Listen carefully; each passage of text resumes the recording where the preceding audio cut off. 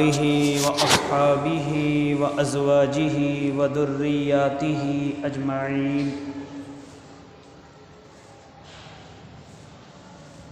اما بعد فاعوذ باللہ من الشیطان الرجیم، بسم اللہ الرحمن الرحیم۔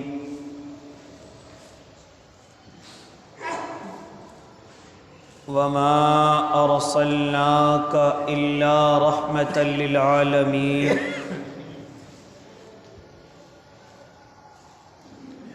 صدق اللہ العظیم وصدق رسولہ النبی الکریم، ونحن علی ذلک من الشاہدین والشاکرین، والحمد للہ رب العالمین۔ واجب الاحترام ساتھیوں، بزرگوں،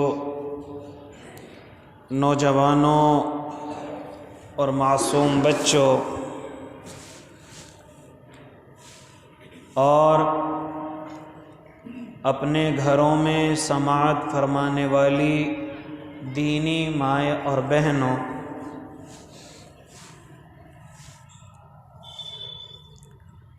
یہ آپ تمام حضرات بخوبی جانتے ہیں کہ سیرت طیبہ آپ کے سامنے بالترتیب آ رہی ہے۔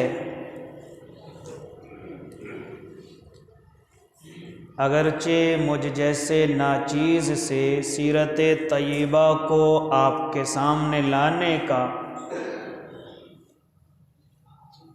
حق ادا نہیں ہو سکتا، لیکن جس طرح دنیا کے عاشقوں نے، جو دنیا میں محبوب کے عاشق ہیں، انہوں نے کوشش کی لکھنے کی، بیان کرنے کی، اس گناہگار کا بھی ارادہ ہوا کہ ایک مرتبہ تو آپ حضرات کے سامنے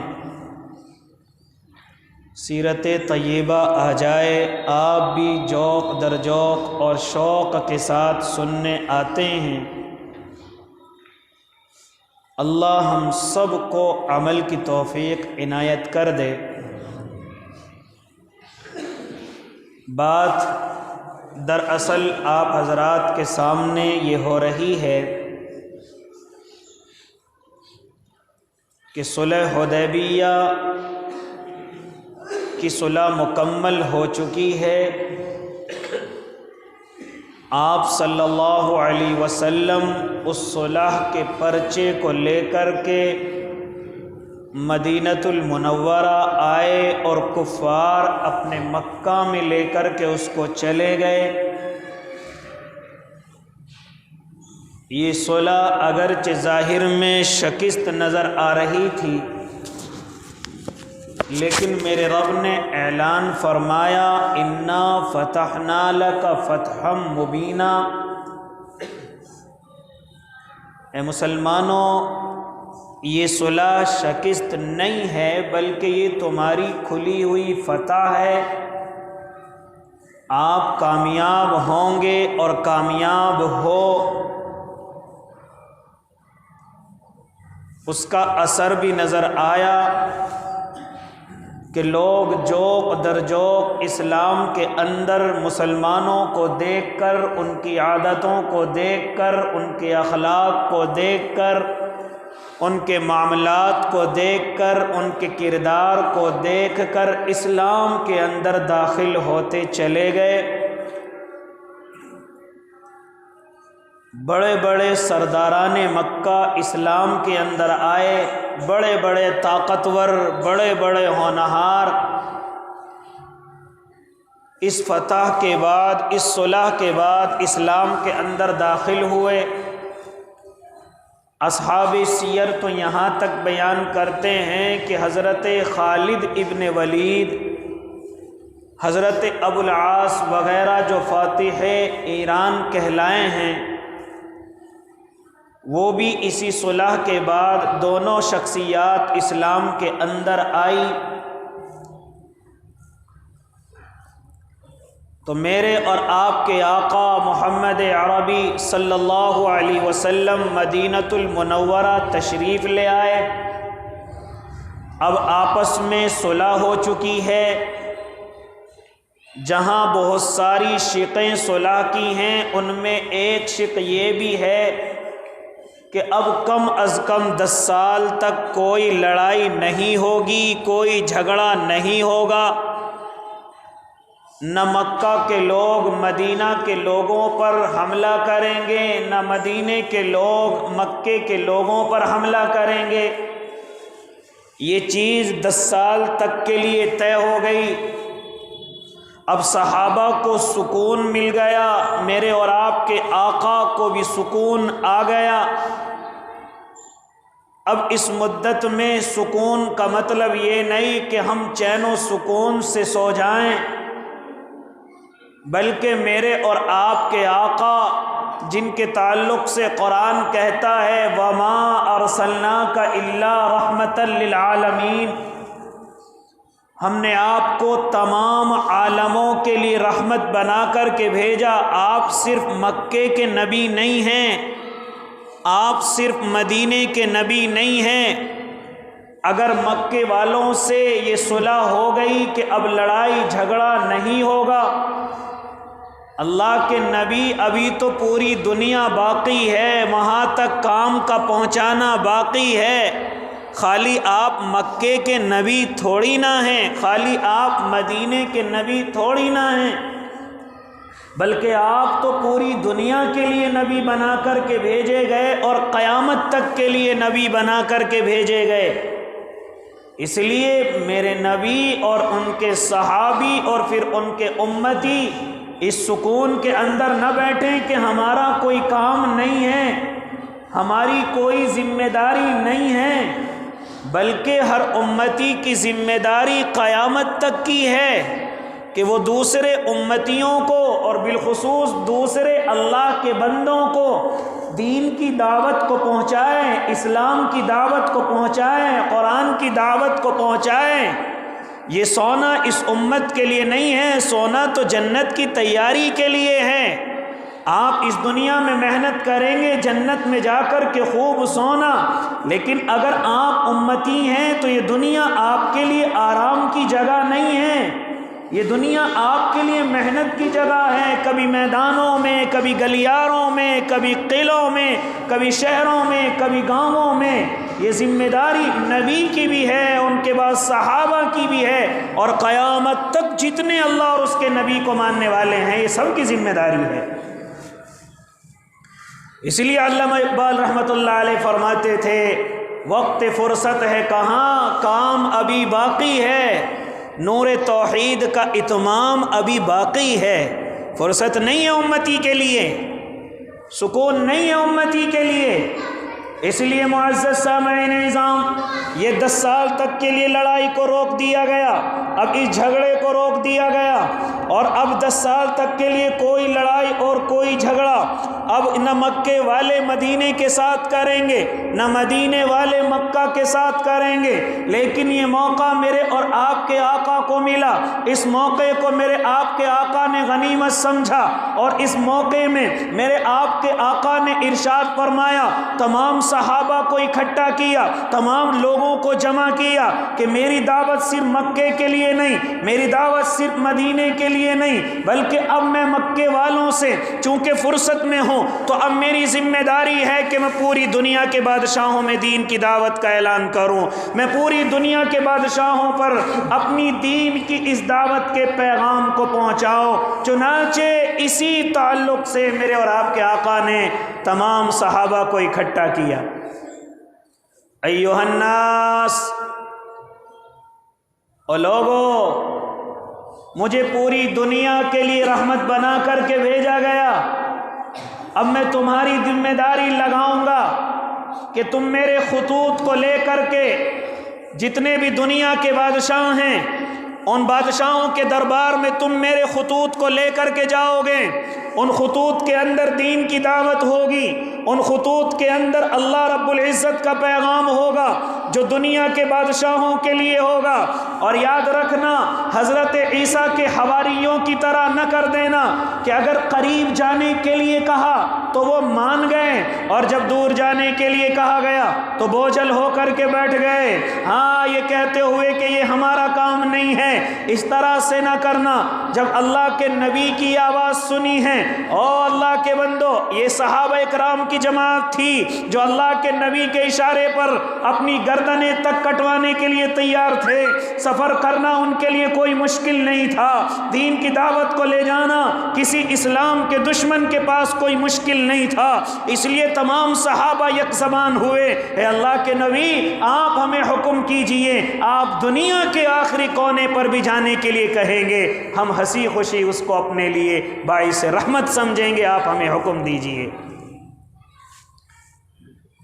لیکن مشورہ دے رہے ہیں صحابہ کرام، پہلا مشورہ یہ دے رہے ہیں اللہ کے نبی، یہ جو دنیا کے بادشاہ ہیں جب ان کے پاس خط پہنچتا ہے تو یہ اس خط پر مہر کو دیکھتے ہیں، اگر خط پر مہر لگی ہوئی ہے تو وہ اس خط کو قابل اعتماد سمجھتے ہیں، اگر اس خط پر مہر لگی ہوئی ہے کہ کہاں سے خط آیا ہے تو اس کو دیکھنا پسند کرتے ہیں، اگر کسی خط پر مہر نہیں ہوتی اللہ کے نبی وہ اس خط کو پڑھنا تو دور کی بات، وہ اس خط کو دیکھتے بھی نہیں۔ چنانچہ اللہ کے نبی نے مشورے کو قبول کیا اور اپنی ایک مہر کنند کروائی، یعنی مہر بنوائی، اس کے سب سے اوپر اللہ لکھا، بیچ میں رسول لکھا اور نیچے محمد لکھا، یعنی محمد رسول، اور اس کے علاوہ پھر سب سے اوپر اللہ لکھا، اللہ رسول محمد۔ آپ نے یہ مہر کتاب کے اندر بھی دیکھی ہوگی، یہ میرے آقا کا حلقہ، یہ چاندی کا حلقہ بنا ہوا ہے اور اس کا نگینہ بھی چاندی کا ہے، پھر اس میں اللہ اوپر لکھا ہوا ہے، رسول بیچ میں لکھا ہوا ہے، محمد سب سے نیچے لکھا ہوا ہے، یعنی اگر نیچے سے پڑھیں گے تو محمد الرسول اللہ، یعنی مہر ان کی ہے جو اللہ کے رسول ہیں۔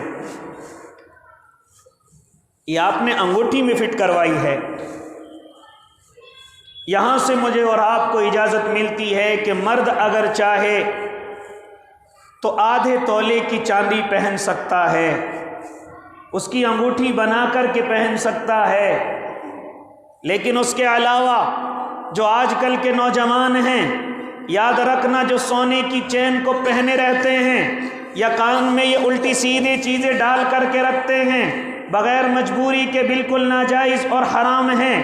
یاد رکھنا، سونا پہننا مرد کے لیے جائز نہیں، صرف چاندی کی اجازت ہے، وہ بھی آدھے تولے کی انگوٹھی اگر ہاتھ میں پہن لے، یہ بھی اگر سنت کے طریقے سے پہن لے تو اجازت ہے، زینت کے لیے یہ بھی نہیں ہے میرے بھائی۔ لیکن آج کل کا نوجوان ہے جو سمجھنے کے لیے تیار نہیں، اور نوجوانوں کا کیا کہنا، بڑے بڑے لوگوں کو دیکھا جن کی عمریں زیادہ ہو چکی ہیں، ان کے گلوں میں سونا پڑا ہوا ہے، ان کے ہاتھوں میں سونا پڑا ہوا ہے، ہاں ان کے کانوں میں سونا اور چاندی پڑا ہوا ہے۔ یاد رکھنا بالکل حرام اور ناجائز ہے۔ ہاں بعض جگہوں پر تو یہ بھی آتا ہے کہ اسی کو گرم کر کے تمہارے بدن پر لگایا جائے گا، جب یہ چیز تمہارے لیے تھی ہی نہیں تو پھر اس چیز کو پہننے کی تمہیں ضرورت کیوں پیش آئی؟ تم نے اللہ کے نبی کے حکم کو کیوں توڑا؟ تم نے اللہ کے حکم کو کیوں توڑا؟ یہ سونا صرف عورتوں کے لیے ہے، یہ اور چیزیں صرف عورتوں کے لیے ہے۔ چاندی بھی زیادہ نہیں پہن سکتا، چاندی کی بھی زیادہ اجازت نہیں ہے۔ جو 5 انگوٹھی پہن کر کے بے روپیے نظر آتے ہیں، یا اسی طرح ہاں دوسروں کو پاگل بنانے کے لیے الٹی سیدھی ہاتھوں میں انگوٹھی پہن کر کے رکھتے ہیں، شریعت اس کی اجازت نہیں دیتی۔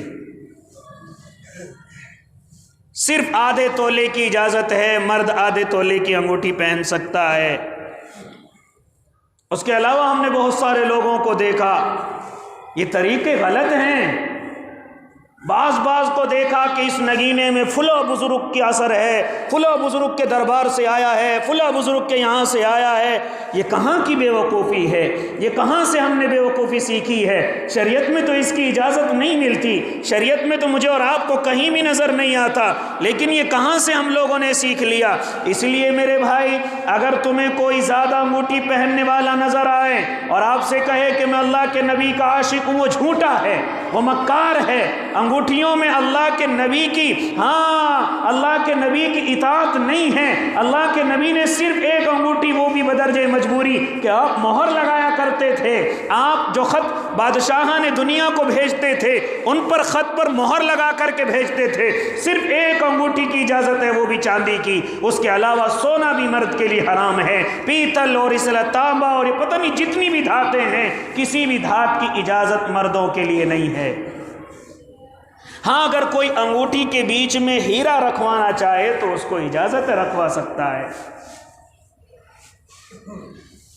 لیکن میرے بھائی خیر بہرحال بات دوسری طرف ہو جائے گی۔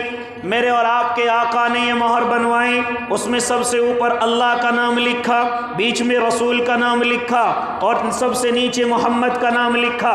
یہ اس طریقے سے مہر بنوائی گئی۔ میرے بھائی سب سے پہلے اللہ کے نبی صلی اللہ علیہ وسلم نے اپنے خطوط تیار کروائے ہیں اور سب سے پہلے ارادہ فرمایا کہ میں قیصر روم کے پاس سب سے پہلا اپنا خط لے کر کے بھیجوں۔ چنانچہ صحابہ کو جمع کر کے حضرت دحیہ کلبی رضی اللہ تعالی عنہ کو آواز دی جاتی ہے، اے دحیہ کلبی، ہاں یہ تمہاری ذمہ داری ہے کہ آپ اس خط کو لے کر کے قیصر روم کے پاس پہنچیں گے، آپ اس خط کو لے کر کے وہاں جائیں گے۔ ہاں دوسرا کوئی ساتھی اللہ کے نبی نے ساتھ نہ دیا اور صحابہ کے بدن پر کوئی لرزہ نہیں ہے، صحابہ کے بدن میں قدم میں کوئی لرزہ طاری نہیں ہوا، کیونکہ اللہ کے نبی کا حکم ہے اور اس کو بجا لانا ضروری ہے۔ اللہ کے نبی نے خط تیار کرایا، حضرت دحیہ کلبی کی ذمہ داری لگائی۔ اس خط میں کیا لکھا ہوا ہے؟ اس خط میں لکھا ہوا ہے، یہ خط ہے اللہ کے نبی محمد رسول اللہ کی طرف سے، جو اللہ کے نبی ہیں، جو اللہ کے بندے بھی ہیں، جو اللہ کے رسول بھی ہیں۔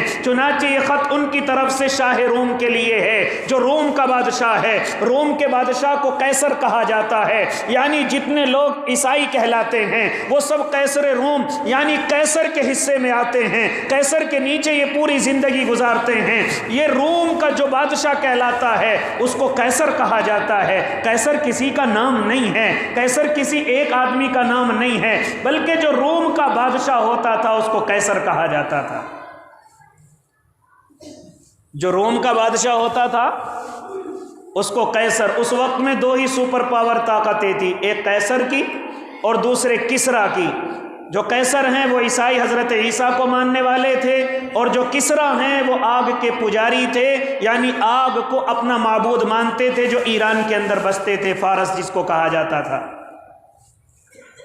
اس لیے معزز سامعین یہ خط دیا، اس خط کے اندر لکھا ہوا ہے، یہ خط اللہ کے نبی کی طرف سے ہے جو محمد رسول اللہ ہیں، اللہ کے بندے ہیں، اور یہ قیصر روم کے لیے ہے۔ کیا اس میں سلام بھی لکھا ہوا ہے، لیکن سلام کس طریقے سے لکھا ہوا ہے؟ السلام علی من اتبع الہدی، یعنی سلامتی ہو اس کے لیے، یہ سلام ہو اس کے لیے جس کے حصے میں اللہ نے ہدایت کو رکھا ہے۔ اگر اس کے نصیب میں ہدایت ہے تو سلامتی اس کے لیے ہے۔ یہاں سے مجھے اور آپ کو بھی سبق دیا گیا ہے، ہم کسی غیر ایمان والے کو سلام نہیں کر سکتے، ہم کسی غیر ایمان والے کو السلام علیکم نہیں کہہ سکتے، یہ مجھے اور آپ کو اجازت نہیں ہے۔ اگر کہنا ہے تو صرف یہ کہہ سکتے ہیں السلام علی من اتبع الہدی، یعنی سلامتی ہو آپ کے لیے اگر آپ کو ہدایت نصیب میں ہے تو پھر ہے آپ کے لیے سلامتی۔ اسی طرح بہت سارے لوگ سوال کرتے ہیں، اگر ہمیں کوئی غیر مسلم سلام کر دے تو ہم اس کے جواب میں کیا کہیں؟ اسے بھی سلام کی طرح جواب دینے کی اجازت نہیں ہے۔ جیسے اس نے کہا السلام علیکم تو ہم اس کو سلام کے جواب میں وعلیکم السلام نہیں کہیں گے، اجازت نہیں ہے کہ ہم اس کو سلام کریں یا اس کے سلام کا جواب دیں۔ اگر کوئی آپ کو سلام کرتا ہے تو اس کو آپ ہداکم اللہ کہہ سکتے ہیں، اللہ آپ کو ہدایت دے۔ کیا کہہ سکتے ہیں؟ اللہ آپ کو ہدایت دے۔ مسئلہ یاد رہے گا، آج کل بہت سارے لوگ بیوقوف بنتے ہیں، آپس میں ایک دوسرے کو سلام کرتے ہیں۔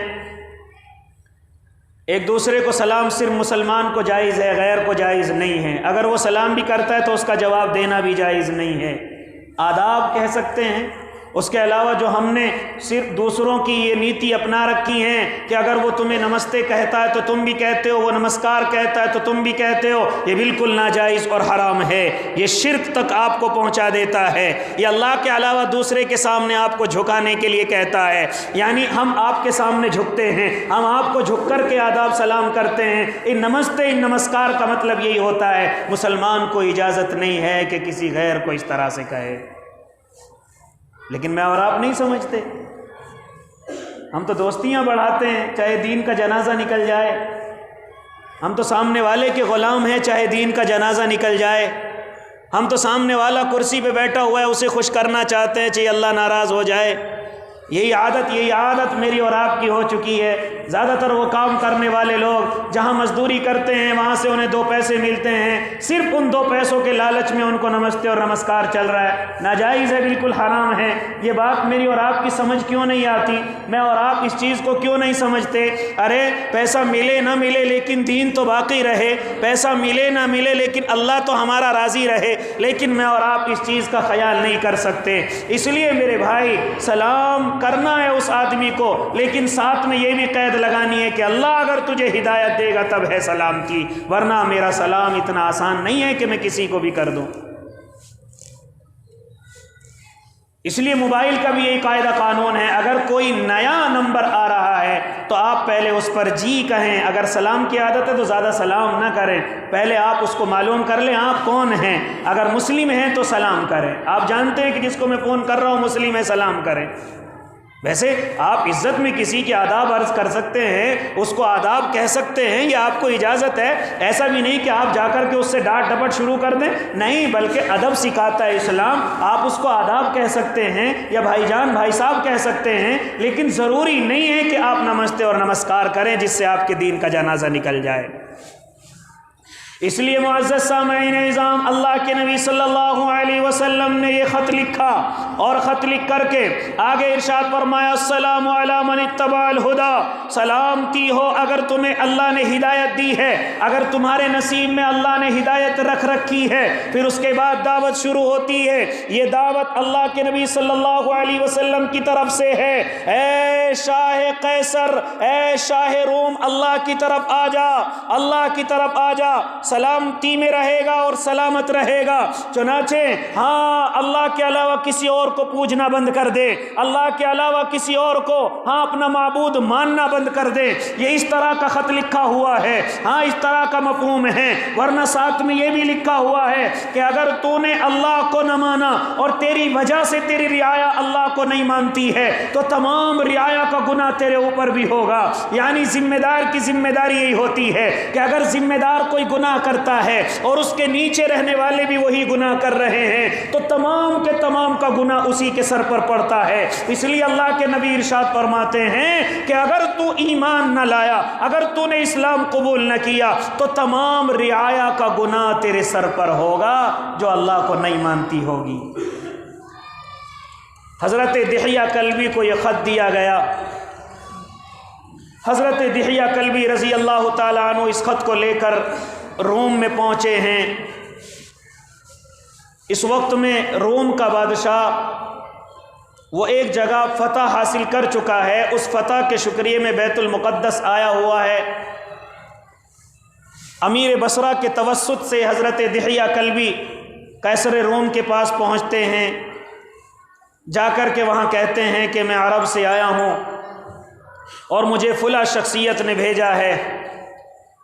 سب سے پہلے وہ اپنی تقریر کرتے ہیں، وہاں کھڑے ہو کر بادشاہ کے درباری بیٹھے ہوئے ہیں، بادشاہ سامنے بیٹھا ہوا ہے۔ حضرت دحیہ کلبی زور سے ارشاد فرماتے ہیں، کوئی ڈر نہیں، کوئی خوف نہیں، دین کے داعی کے دل میں کوئی خوف کسی کا نہیں ہونا چاہیے، حق بات اگر پہنچانی ہے تو ڈر صرف اللہ کا ہونا چاہیے، کسی اور کا نہیں۔ اکیلے پورے ملک میں دنیا کی سپر پاور طاقت کے سامنے کھڑے ہوئے ہیں اور ارشاد فرماتے ہیں کہ میں ایسی شخصیت کا سفیر بنا کر کے بھیجا گیا ہوں کہ جو تجھ سے کہیں زیادہ بہتر ہے، تجھ سے کہیں زیادہ بہتر ہے، اور تجھے یہ خط دینے کے لیے بھیجا گیا ہے۔ اس خط کو ذرا تواضع کے ساتھ سننا، اور اخلاص کے ساتھ جواب دینا۔ اگر تواضع کے ساتھ نہیں سنے گا تو بات سمجھ نہیں آئے گی، اور اگر اخلاص کے ساتھ جواب نہیں دے گا تو یہ تیرا جواب منصفانہ اور عادلانہ نہیں ہوگا۔ یعنی پہلے تو میری بات کو ذرا تواضع سے سننا، اور دوسرا یہ کہ جواب اخلاص کے ساتھ دینا۔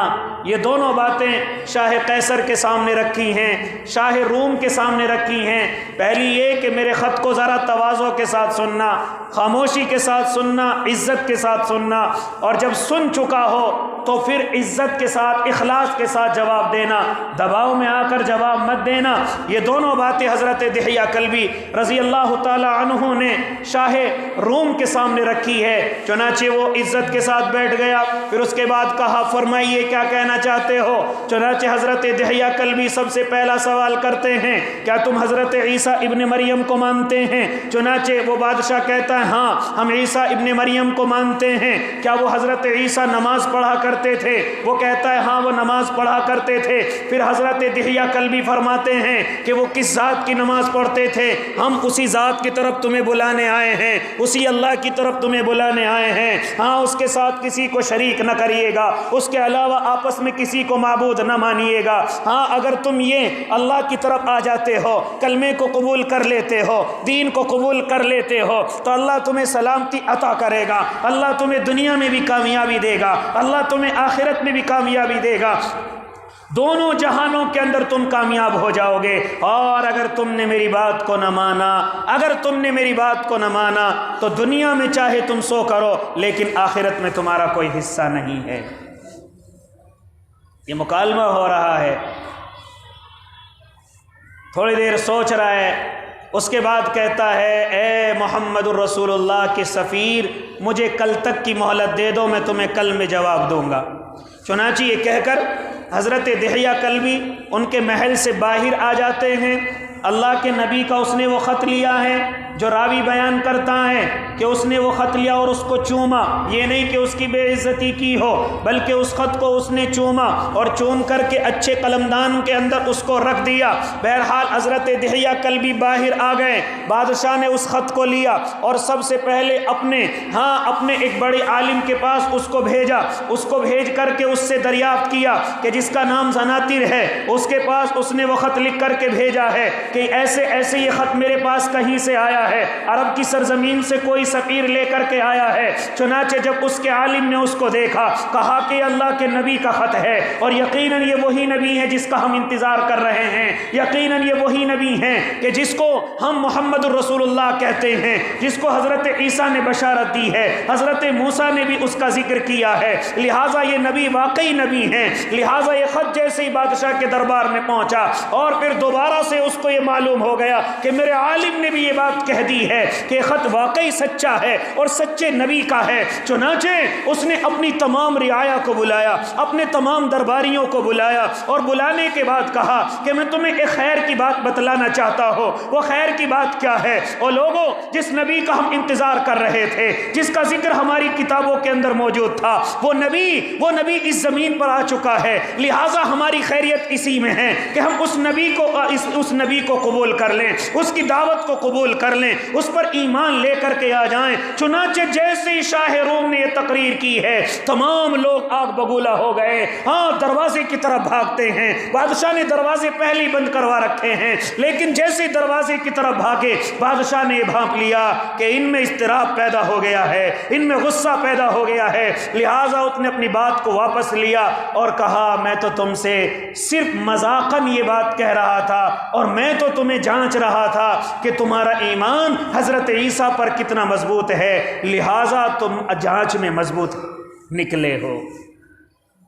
بات کو واپس کر لیا، خطرہ آ گیا تھا۔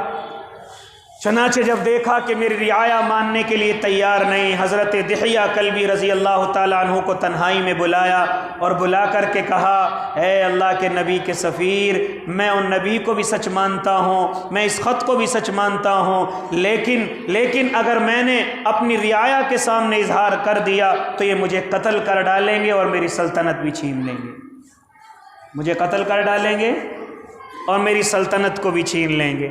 لہٰذا لہٰذا میں اس طرح سے اب نہیں کر سکتا۔ خیر بہرحال حضرت دحیہ کلبی سے کہا کہ آپ زناتر عالم کے پاس جائیں جو ہمارا بڑا پادری ہے، جو ہمارا بڑا عالم ہے، آپ اس کے پاس چلے جائیں اس خط کو لے کر کے۔ چنانچہ حضرت دحیہ کلبی رضی اللہ تعالیٰ عنہ ان کے بڑے عالم کے پاس جاتے ہیں۔ آج بھی یہی دستور ان لوگوں کا ہے۔ اتنی قدر بادشاہ کی نہیں ہوتی جتنی وہ اپنے عالم کی قدر کرتے ہیں، جتنی وہ اپنے فادر کی قدر کرتے ہیں۔ آج بھی اتنی قدر وہاں کے صدر کی یا وزیر اعظم کی اتنی نہیں ہوتی۔ اتنی بڑی ذمہ داری یا اتنی بڑی عزت آج بھی ان کے ملکوں میں انہی کے فادر کی ہوتی ہے، ہماری اور تمہاری طرح نہیں کہ اگر ذرا سا سباسد بن جائے تو امام اب میرے سامنے کوئی نہیں، اگر میں M P M L A بن گیا تو اب میرے سامنے مولوی علماء کچھ نہیں۔ لیکن دوسرے عیسائی مذہبوں میں صدر کچھ نہیں ہوتا، لیکن عالم کی قدر وہ لوگ زیادہ کرتے ہیں، اپنے فادر کی قدر وہ زیادہ کرتے ہیں۔ حضرت دحیہ کلبی اس کے پاس گئے، وہ خط دکھایا، اس نے وہ خط چوم کر کے بہت جلدی اپنے حجرے کے اندر گیا اور جا کر کے اس نے اپنے کپڑے زیب تن کیے، جو کالے کپڑے اس نے پہن رکھے ان کو اتار کر کے سفید کپڑے پہن کر کے آئے، یعنی اسلام کو قبول کر لیا، اور پھر اپنے متبعین کو، لوگوں کو بلایا اور بلا کر کے وہی دعوت دینی شروع کی کہ ہم اللہ کو مانیں گے، ہم اپنے نبی کو مانیں گے، اب وہ دین ختم ہو چکا ہے، اب نیا دین جو آیا ہے ہم اس دین کو مانیں گے۔ چنانچہ جب لوگوں نے دیکھا کہ ہمارا عالم بدل چکا ہے، فوراً اس کو پکڑا اور اس قدر مارا کہ اس کی جان نکل گئی۔ اسی چیز سے بادشاہ گھبرا رہا تھا کہ میری جان بھی لے لیں گے اور میری سلطنت بھی جاتی رہے گی۔ خیر بہرحال بادشاہ کے سامنے ایک اور چیز پیش آئی کہ جب اس نے کل تک کا وقت مانگا تھا تو اس نے اپنے درباریوں کو، اپنے وزیروں کو بلایا اور بلا کر کے کہا کیا ہمارے ملک میں ان کے یہاں کے کوئی لوگ رہتے ہیں؟ کہا کہ ہاں کچھ لوگ سفر کے لیے آئے ہوئے ہیں، کچھ لوگ تجارت کے لیے آئے ہوئے ہیں، لہٰذا ان کو بلایا جائے۔ بادشاہ نے ان تمام کے تمام لوگوں کو بلایا، ان میں ابو سفیان بھی موجود ہیں۔ چنانچہ کہا کہ تم میں سب سے بڑا عظمت والا کون ہے؟ تم میں سب سے زیادہ اس وقت میں عزت والا کون ہے؟ لوگوں نے کہا کہ ہمارا سردار ابو سفیان ہے۔ ابو سفیان ابھی ایمان کے اندر داخل نہیں ہوئے تھے۔ چنانچہ بادشاہ نے کہا ابو سفیان آگے آ جاؤ اور تمام کے تمام لوگ پیچھے ہو جاؤ، لہٰذا میں جو ابو سفیان سے سوال کروں گا اس کا صحیح جواب دینا، اور لوگوں اگر ابو سفیان صحیح جواب نہ دے تو تم اس کی تکذیب کر دینا۔ ابو سفیان کہتے ہیں کہ میرے دل کے اندر آیا کہ کوئی جھوٹ بول دو، لیکن کہیں لوگ میرے جھوٹ کو نہ پکڑ لے، اس لیے میں جھوٹ نہ بول سکا۔ بادشاہ نے سوال کیا کہ بتا جو نبی ہونے کا دعویٰ کرتا ہے وہ کون سے کیسے خاندان سے ہے؟ اس نے کہا ہمارے عرب کے اندر سب سے اونچا جو خاندان ہے اسی خاندان سے وہ تعلق رکھتے ہیں۔ کہا کہ ان کی نسل میں کوئی بادشاہ گزرا ہے؟ کہا کہ کوئی ان کی نسل میں بادشاہ نہیں گزرا۔ وہ کس چیز کی دعوت دیتے ہیں؟ وہ اللہ کی طرف بلاتے ہیں، وہ اسلام کی طرف بلاتے ہیں، وہ غلاموں پر رحم کرنے کے لیے کہتے ہیں، وہ عورتوں پر رحم کرنے کے لیے کہتے ہیں، وہ پڑوس میں محبت کے لیے کہتے ہیں، وہ رشتہ داری نبھانے کے لیے کہتے ہیں، وہ قطع تعلق کو منع کرتے ہیں، وہ اپنے سے چھوٹوں پر شفقت کے لیے کہتے ہیں، اپنوں سے بڑوں پر عزت کو کہتے ہیں، وہ اپنے آپ کو رسول کہتے ہیں۔ خیر بہرحال بادشاہ مسکرایا، پھر اس کے بعد دوسرا سوال کرتا ہے کہ ان سے جڑنے والے لوگ کون ہیں؟ غریب ہیں یا مالدار ہیں؟ ابو سفیان کہتے ہیں کہ ان سے زیادہ جڑنے والے لوگ زیادہ تر غریب ہیں، کچھ لوگ ہیں جو مالدار ہیں، ورنہ زیادہ تر لوگ ان سے جڑنے والے غریب ہیں، ان سے جڑنے والے لوگ زیادہ مالدار نہیں ہیں۔ بادشاہ نے ٹھنڈی سانس لی اور کہا کہ جتنی علامتیں تم ہمیں بتلا رہے ہو، پھر کہا کہ تم ان سے لڑتے بھی ہو؟ بتاؤ وہ غالب آتے یا تم مغلوب ہو جاتے ہو؟ ابو سفیان کہتے کبھی وہ غالب آ جاتے ہیں، کبھی ہم غالب آ جاتے ہیں۔ بادشاہ نے ٹھنڈی سانس لی اور کہا یہ ساری علامتیں نبی ہونے کی ہیں۔ یہ ساری علامتیں کس چیز کی ہیں؟ ساری علامتیں نبی ہونے کی ہیں۔ خیر بہرحال حضرت دحیہ کلبی اس کے دربار سے نکل جاتے ہیں۔ وہ کہتا ہے کہ واقعی میں وہ سچے نبی ہیں، لیکن میں اس وقت ان کو قبول نہیں کر سکتا، ان کو نہیں مان سکتا۔ اگر میں نے مان لیا تو میری سلطنت بھی جائے گی، میری جان بھی جائے گی۔ لہٰذا حضرت دحیہ کلبی اپنا خط دے کر کے واپس آئے۔ اب ان کا عالم بیان کرتا ہے، ان کا عالم، عیسائیوں کا عالم بیان کرتا ہے کہ جب حضرت دحیہ کلبی محل سے باہر ہو گئے، تو اس نے اس طرح کا اعلان کیا، لوگوں نے شور مچایا۔ ابو سفیان کہتے ہیں کہ میں نے اس وقت میں دیکھا، ارے اللہ کے نبی سے تو یہاں کا بادشاہ بھی اتنا گھبراتا ہے، یہاں کا بادشاہ بھی اتنا ڈرتا ہے، پھر میرے دل کے اندر اتنی قدر بڑھی ہے، میرے دل کے اندر اتنی عزت ہوئی ہے کہ میرا دل اسلام کی طرف مائل ہو گیا، میرا دل اسلام کی طرف چاہنے لگا کہ واقعی میں یہ کوئی نیک دین ہے، یہ کوئی سچا دین ہے۔ لہٰذا میرے دل کے اندر یہ بالکل بات ختم ہو گئی کہ ایسا نہیں ہو سکتا کہ میں اب اس اسلام کو قبول نہ کروں۔ میرے دل کے اندر اسلام کی عظمت بیٹھتی گئی۔ خیر بہرحال اس خط کو بادشاہ نے بڑا سنبھال کر کے رکھا، سونے کے قلمدان میں رکھا۔ عبد الملک بن ورمان کے زمانے میں شاہ منصور نقل کر رہے ہیں، یا اور امام ظفر یا امام زہری نقل کر رہے ہیں کہ وہ خط کا اتنا فائدہ ہوا کہ جب ان کے پوتوں میں یہ شاہ قیصر اور ان کے پوتوں میں جب یہ بادشاہت پھیلی ہے تو وہ کہتے تھے کہ جب ہم اس بادشاہ سے ملنے گئے اور ہمارے چلنے کا وقت آ گیا، شاہ منصور فرما رہے ہیں، تو اس کے بادشاہ کے پوتے نے ہم سے کہا تھا ذرا رک جاؤ، ہم تمہیں کوئی چیز دکھلائیں گے، ہم تمہیں کوئی اچھی چیز دکھلائیں گے۔ چنانچہ جب ہم رات میں رکے ہیں تو ہمیں وہی قلمدان سے وہ خط نکال کر کے دکھایا گیا کہ تمہارے نبی کا خط ہے، اور ہمارے دادا ہمیں کہہ کر کے گئے ہیں کہ جب تک یہ خط تم میں موجود رہے گا تم سے بادشاہت کوئی نہیں چھین سکتا۔ پہلے میرے دادا بادشاہ تھے، پھر میرے والد صاحب بادشاہ ہوئے، اب میں بادشاہ ہوں۔ یعنی ہم عیسائی ہیں لیکن ہمارے دادا یہ کہہ کر کے جا چکے ہیں کہ جب تک یہ خط تم میں موجود رہے گا تمہاری بادشاہت کو کوئی چھین نہیں سکتا۔ تو اس لیے میرے بھائی، یہاں مجھے اور آپ کو بہت سارے اسباق ملتے ہیں، بہت سارے سبق یہ ہیں کہ ہمارا وقت جو ہے اگر سکون کا مل جائے تو اس میں اپنے آپ کو سکون میں نہ رکھا جائے، بلکہ جتنا بھی ہو سکے اللہ کے دین کی دعوت اپنوں میں بھی، اصل تو اپنوں کے ساتھ ساتھ غیروں تک بھی دین کی دعوت کو پہنچایا جائے، غیروں تک بھی اپنی بات کو پہنچایا جائے، کوئی ڈر اور کوئی خوف اپنے دلوں کے اندر نہ لایا جائے، کیونکہ ہم سب اگر اپنے باپ داداؤں کو دیکھیں گے تو کہیں نہ کہیں جا کر کے وہ بھی ایمان سے خالی تھے، لیکن لوگوں نے ان پر محنت کی اور وہ اسلام کے اندر آ گئے۔ تو ہم بھی اگر محنت کرنا چاہیں تو شاید نہیں بلکہ یقینی یہ لوگ ایمان کے اندر آئیں گے، اسلام کے اندر آئیں گے اور اسلام کو قبول کریں گے۔ تو میری اور آپ کی ذمہ داری اپنوں کے ساتھ ساتھ اور زیادہ یہ بڑھ جاتی ہے کہ ہم اپنے جو برادران وطن ہیں ان تک بھی اپنے اسلام کو پہنچائیں۔ تجارت کے ذریعے بھی پہنچا سکتے ہیں، اپنے معاملات کے ذریعے بھی پہنچا سکتے ہیں، اپنے آپ کو اچھا بنا کر کے پیش کریں گے تب بھی ان تک ہمارے دین کی دعوت پہنچ سکتی ہے۔ لہٰذا میری اور آپ کی ذمہ داری بنتی ہے کہ ہم اپنی اس دین کی دعوت کو دور تک پہنچائیں، کہیں ایسا نہ ہو کہ ہم سے سوال کر لیا جائے۔ صرف دین کی دعوت کو پہنچائیں، باقی کام میرے اور آپ کے رب کا ہے، ہدایت دینے کا کام میرے اور آپ کا رب کا ہے۔